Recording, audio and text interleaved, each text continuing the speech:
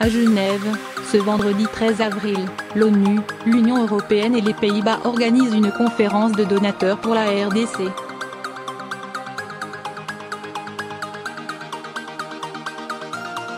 Selon l'ONU, au moins 13 millions de personnes, dont un tiers de déplacés internes, ont besoin d'une assistance humanitaire d'urgence cette année, et il faut trouver plus d'1,5 milliard de dollars pour leur venir en aide.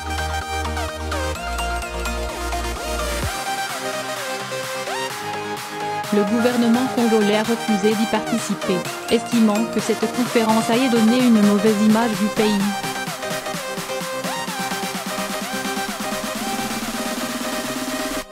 Kinshasa conteste la gravité de la crise. De notre envoyé spécial à Genève. Si l'on en croit les humanitaires, c'est l'une des pires crises de déplacement de population au monde avec plus de 4,5 millions de déplacés internes.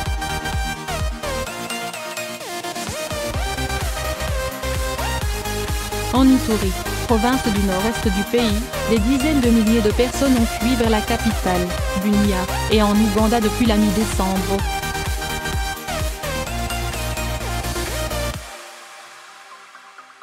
Ces déplacés et réfugiés manquent de tout, fuyant des massacres d'une ampleur que cette région de la RDC n'avait plus connue depuis 15 ans, même si beaucoup crient à la manipulation.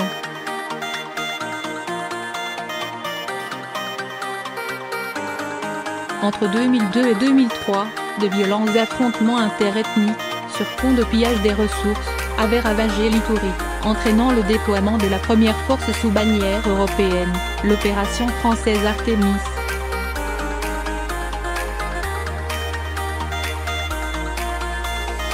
Ce sont les crimes de cette sale guerre qui ont fait les premiers procès de la Cour pénale internationale.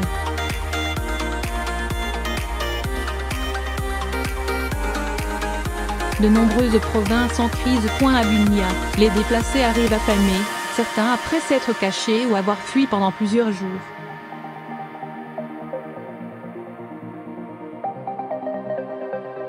Mon bébé est mort, je n'avais pas de quoi l'allaiter, explique une jeune déplacée d'une trentaine d'années.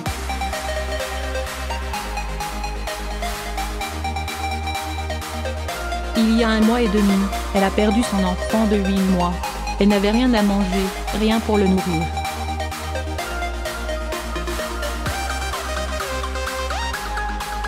Quand elle a pu accéder à de l'aide, il était trop tard. Depuis la mi-2016, l'urgence, ce n'est pas seulement dans les provinces de l'Est, le Nord, le Kivu et l'Ituri.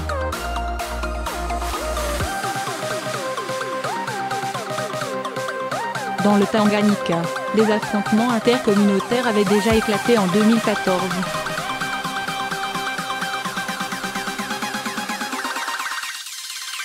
Mais depuis août 2016, ce sont des dizaines de villages qui ont fait l'objet d'attaques. Tous les territoires de cette province née du découpage du Katanga ont connu des violences.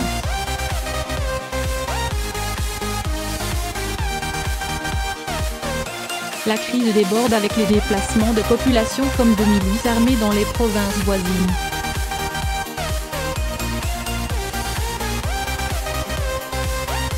C'est aussi en août 2016 que le chef coutumier insurgé Winam Sapu a été tué dans l'assaut sanglant contre le village du même nom.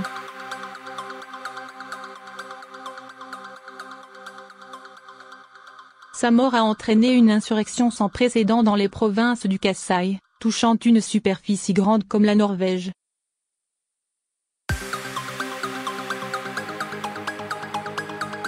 La répression a été brutale. L'ONU dit avoir documenté des dizaines de fosses communes.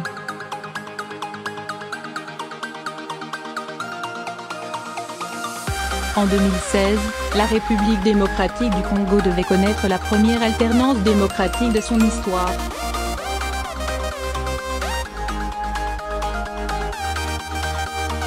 Le président Joseph Kabila arrivait au terme de son deuxième et dernier mandat constitutionnel.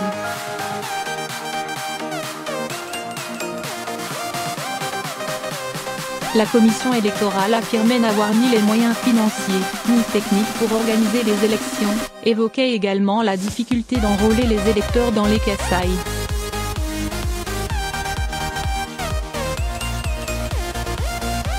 Ces arguments, repris par le gouvernement congolais comme par la majorité présidentielle, était fustigé par l'opposition et une partie de la société civile, persuadée que la CENI œuvrait pour maintenir Joseph Kabila au pouvoir, en violation de la Constitution.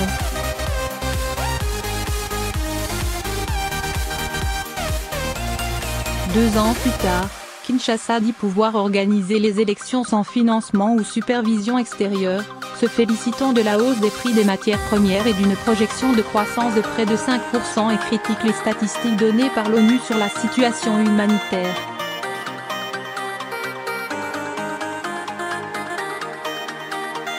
Le gouvernement congolais avance le chiffre de 230 000 déplacés internes quand les Nations Unies parlent en millions.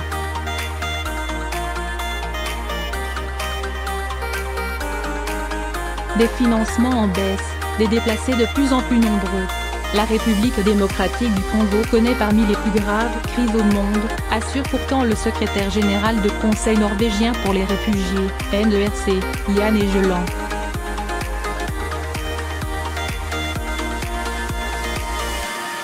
« 13 millions de personnes ont besoin d'une assistance humanitaire d'urgence, c'est comparable à ce qui se passe en Syrie ou au Yémen. »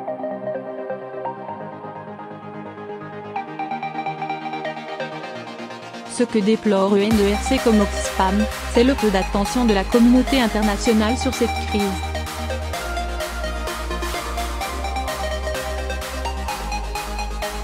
En 2017, le plan d'action humanitaire, élaboré par l'ONU, n'a été financé qu'à hauteur de 56,5%. J'ai été choqué de voir à quel point là-bas, il y a des gens qui se retrouvent totalement seuls et souffrent sans personne pour les aider, insiste Jan Egeland.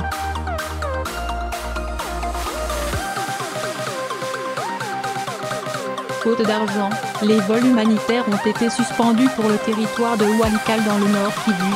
Il n'y a plus ni acteurs, ni assistance, malgré des milliers de déplacés.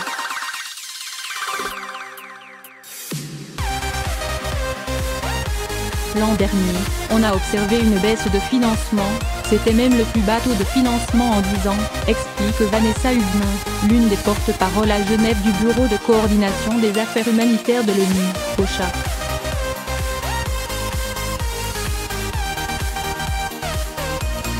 Pourtant, l'ONU estime que les besoins humanitaires au Congo ont doublé en un an et qu'il pourrait y avoir jusqu'à 807 000 Congolais réfugiés dans les pays voisins.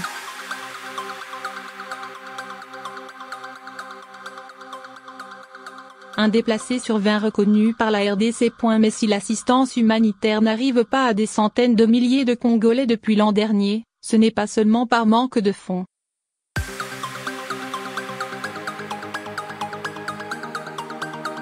La dégradation de la situation sécuritaire entrave aussi l'acheminement de l'aide.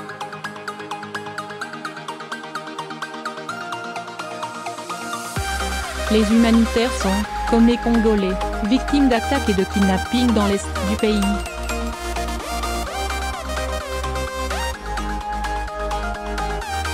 Pour des raisons de sécurité, certains acteurs abandonnent des sites de déplacés qui ne sont pour la plupart de toute façon pas reconnus par les autorités congolaises qui estiment leur nombre à 69 pour tout le pays.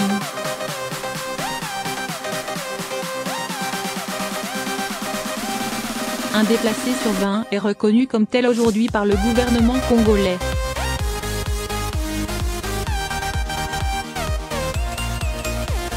Au Nord Kivu, comme au Tanganyika, deux provinces où Kinshasa reconnaît la plus grosse proportion de déplacés internes, les autorités parlent régulièrement de fermer les camps, estimant que les populations devaient rentrer chez elles et que la situation sécuritaire s'était améliorée.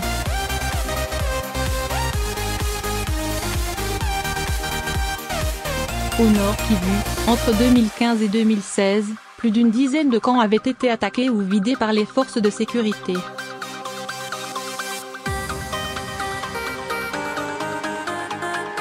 En 2017, au Tanganyika, une dizaine de plus avaient pris feu, sans doute de manière accidentelle.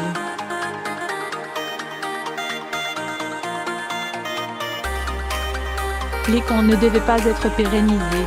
Dans des sites restreints, les huttes en taille, faute de bâches, étaient trop proches pour cuisiner au feu de bois et l'accès à l'eau insuffisant.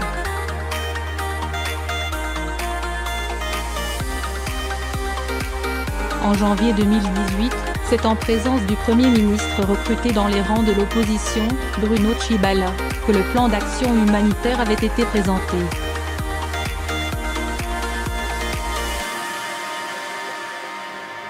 Le chef du gouvernement congolais avait salué l'investissement des humanitaires. L'ONU tablait sur 1,7 milliard de dollars d'assistance pour 13 millions de personnes.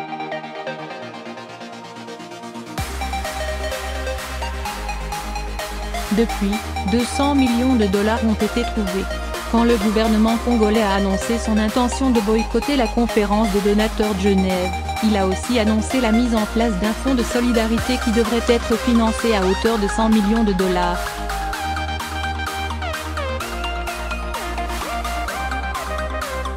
Très rapidement, 10 millions seront décaissés, a promis le chef de la diplomatie congolaise, Léonard Chioka-Yotumubi, lors d'une récente conférence de presse.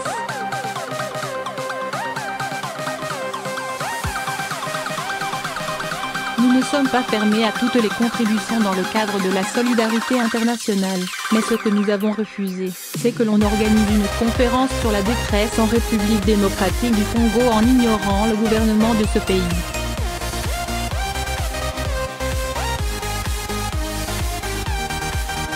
La conférence, une démarche sectaire pour Kinshasa. Son collègue de la communication est allé plus loin et parle d'une absence de concertation sur les chiffres, d'un risque d'erreur.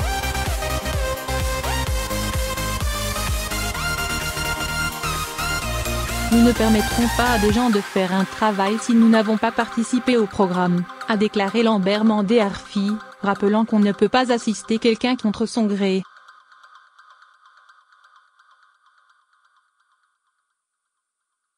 Du côté de l'ONU, on assure pourtant avoir tout proposé pour obtenir la participation de Kinshasa, vivement souhaitée, y compris la coprésidence de cette conférence.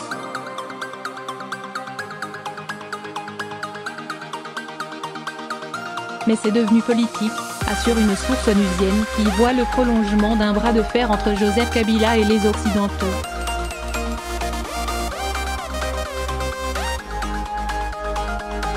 Le Bureau de coordination des affaires humanitaires de l'ONU a même annoncé lever le mécanisme d'urgence L3 déclenché, tant la comparaison entre la situation dans certaines provinces du Congo et en Syrie ou au Yémen agaçait le gouvernement congolais.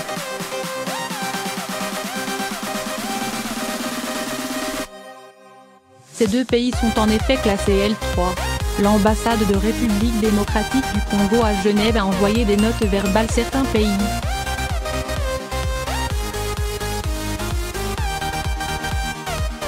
Les Pays-Bas et la Suède se sont vus accusés de comportement inamical d'adopter une démarche sectaire.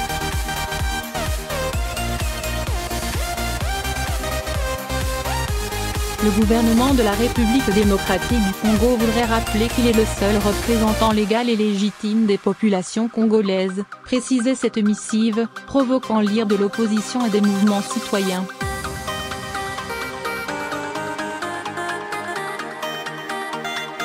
Mais la pression du gouvernement congolais a payé. Beaucoup d'ONG ont hésité à communiquer.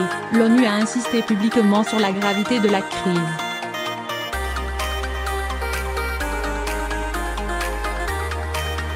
Les Émirats arabes unis, co-organisateurs de l'événement, ont renoncé à participer à cette conférence.